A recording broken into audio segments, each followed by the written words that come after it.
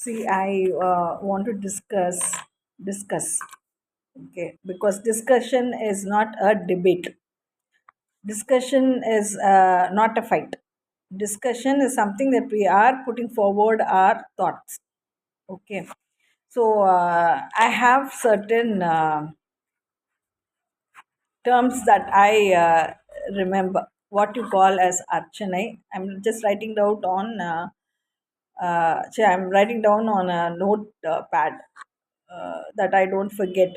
Okay. So when we are actually discussing, we will list out what we are discussing on what point of frame of reference that we need to discuss. This is something like what is archagar, archanai, archagar. Okay, archagar, and then what is shutter? We say shutter, shetty, shutter. Okay. Who is shutter? Shutter. And who is acharya? Acharya. And who is prohidar? Prohidar. Progidar or prohidar. Okay. Progidar, progidar, prohidar, progidar. So there is a difference in how we say it. Prohidar. Okay. Prohidam. Prohidar. So the spelling as how you say it you might write down. That is why when you are thinking, when you are saying, and then how you pronounce it, that you write the spelling of that. So for some people, they might think as it's a spelling mistake because they are pronouncing it in a different way. So that doesn't matter. Then we are only talking about the concepts here. Okay, what is the concepts or the conceivable ideas that we have held as beliefs so far? Now, Archana is a ritual. So, how we practice certain ritual way of worshipping somebody, or how we perform certain spiritual bound duties, as how we have to perform. So this is sometimes we have heard, like, people, the devotees who come there too often. That is why they are devotees. They come in sometime very rare, but still they pray from home. But for the sthalam, they go to certain auspicious days or certain auspicious days of their life. Okay, so that is how the archana takes place. So what they say, some people prefer to make a ritual performance on their own self, or on the member of the person whom they have brought with. So this archagar is somebody who does a ritual pattern of worshipping in that particular sthal. Okay, so the archana is a performing a duty in a ritual way, as how the archagar knows how to perform the ritual duty in that particular sthal. Because you might have certain ways of doing in your own puja room, in your own prayer time, wherever you are praying to that reverence. But when you go to that particular place, then there is a ritual performance that differs, as how you might do it in reverence to praying or worshipping a spiritual, holy, celestial, the person who is superhuman. And there is a level called Shatagar. Who is a Shatagar? Shatagar or Shatter or Shatagar, they are said to be people who open up the doorways, or who open up the ways. They say ways of understanding, or ways, like, the door or the gate, as how, when it needs to be opened up or when it needs to be closed. Shatagar is somebody were also believed to be people who, not just the gatekeeper, they are people who know who to let in or whom to put a void to, or close down to. So this Shatagar is somebody who knows when to open up the way or when to close the way, uh, for a particular person or for a group of people who belong to that place, or who belong to that ideology, or who are somebody who needs to fall in place with that particular ways of living. So they also have, this is a kind of, they say, like, even the police come into that phase, because they are the people who know about the policy binding and things like that.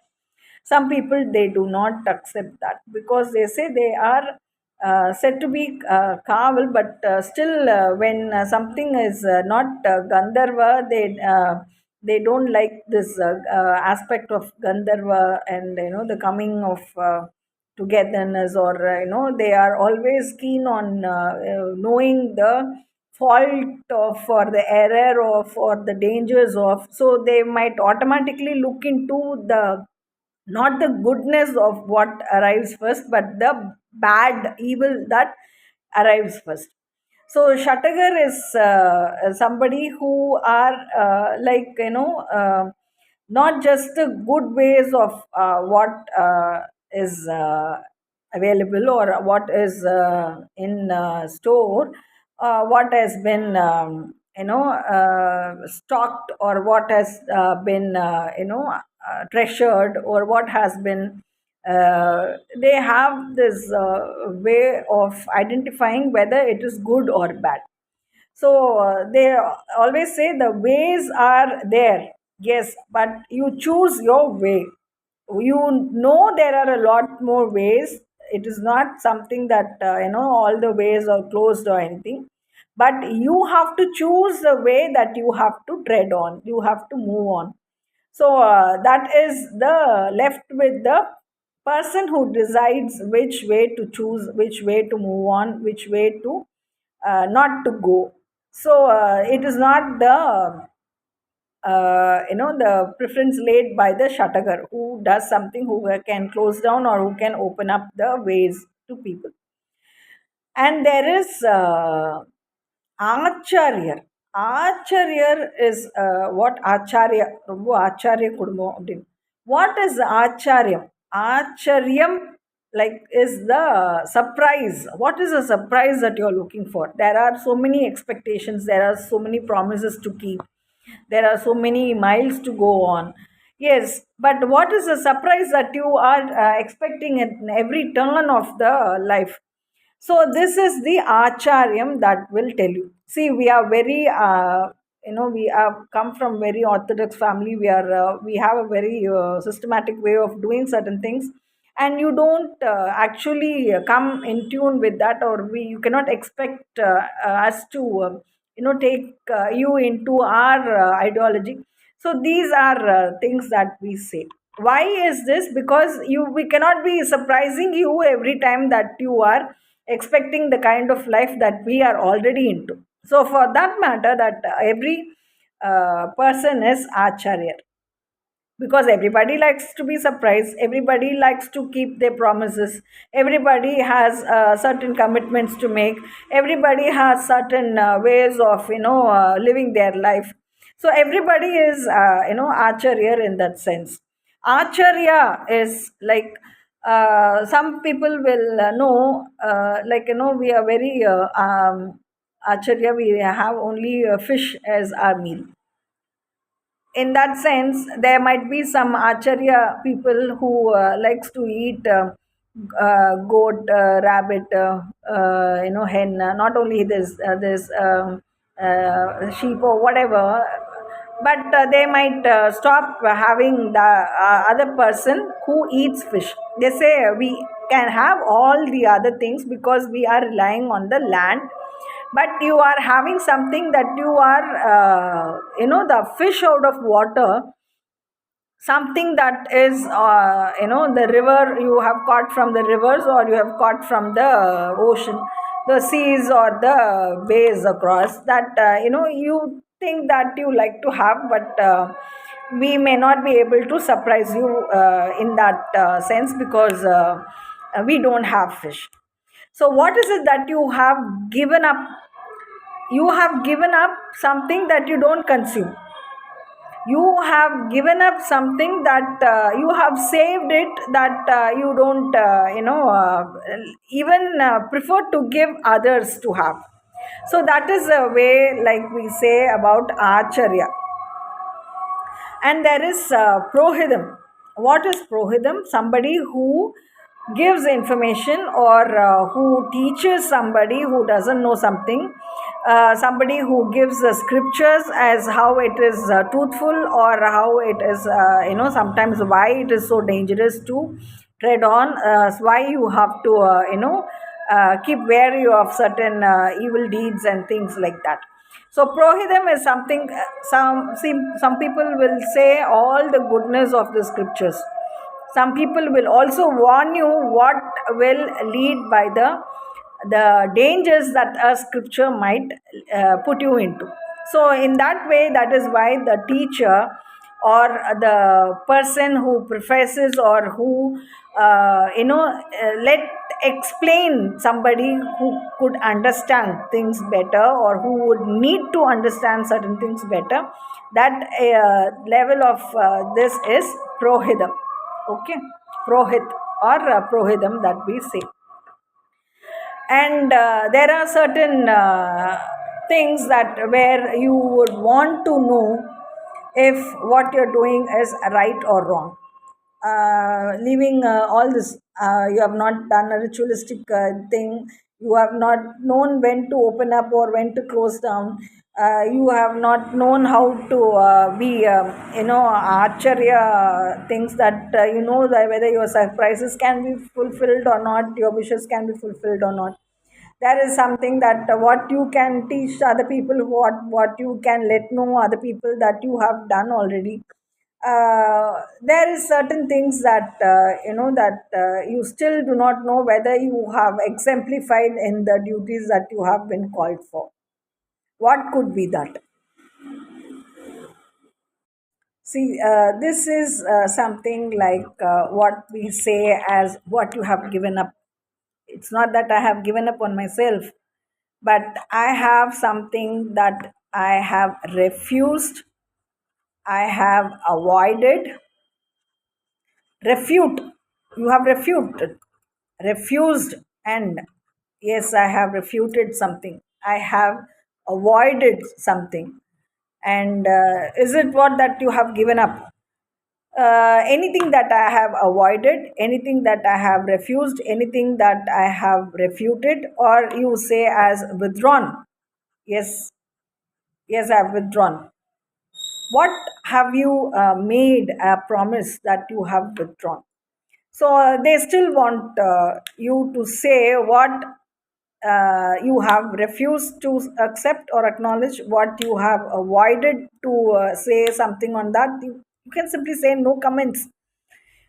You can say that you have refuted because you want to revolt. And is that your intention? Are you trying to revolt? Withdrawn, yes, okay. Then you are revolting. What is this revolting? See, first it was only refusal, it was only an avoidance, it was only a refute. You have withdrawn, the withdrawn from the promise that you have made, withdrawn from what you have acknowledged, what you have actually thought that it is possible, and all those are certain things. What is this revolt? And then they said it is purachi. It is not that you are doing a revolt, but it is a phase of revolution that had happened, and that it has, brought brought, or made a possible change that had to happen.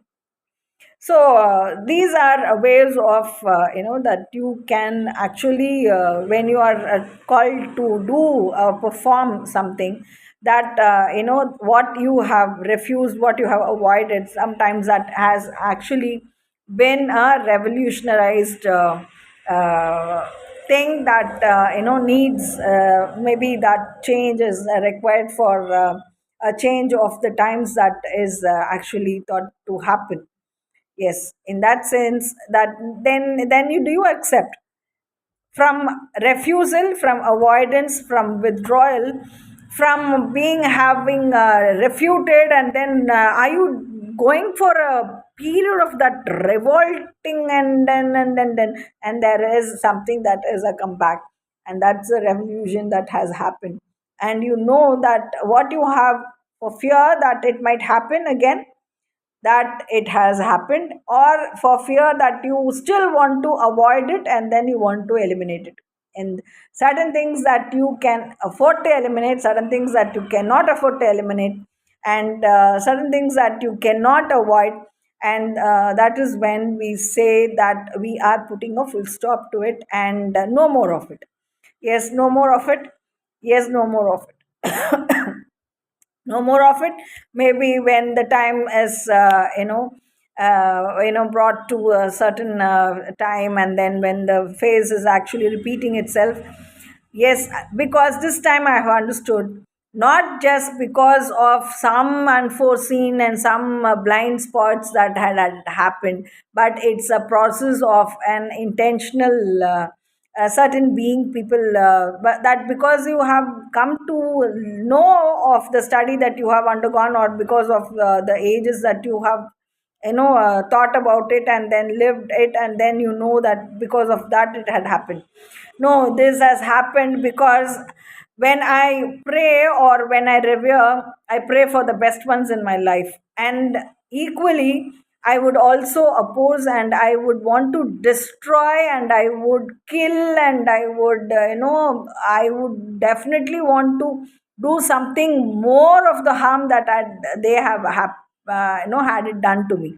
So when the people are, or when a person is something like that, you do the very best to the best people in your life, and you do the worst and the worst of things that who had harmed you in such thing. And do you still do it? Yes, I would still do it, because this time I found that most of my enemies have garbed themselves into the best of my best blessings that I could have.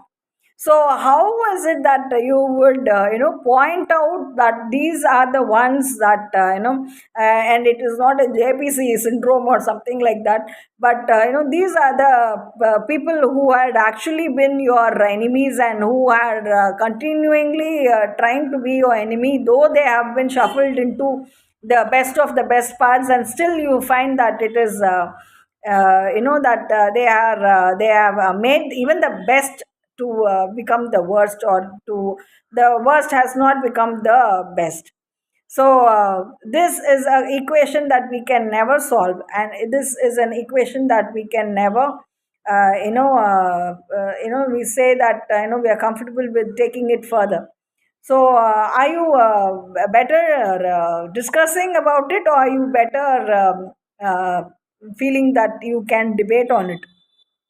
This is what the time the time, place, people, and the names of people also do matter.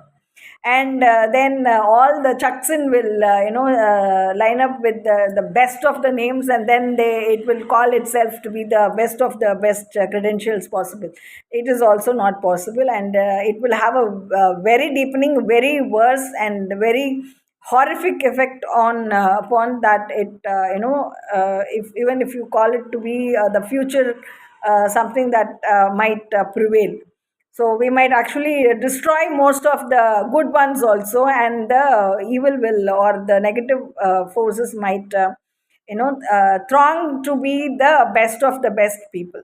So that is how life might even turn up to be the worst factor. Though we have called ourselves to be the Shatagar, the Acharya, this is also surprise that has come your way. No, the Prohidar, that yes, I might be able to warn some people who might be innocently getting into such traps. Yes, is there any performing ritual or something like that that can solve these problems? Actually, no.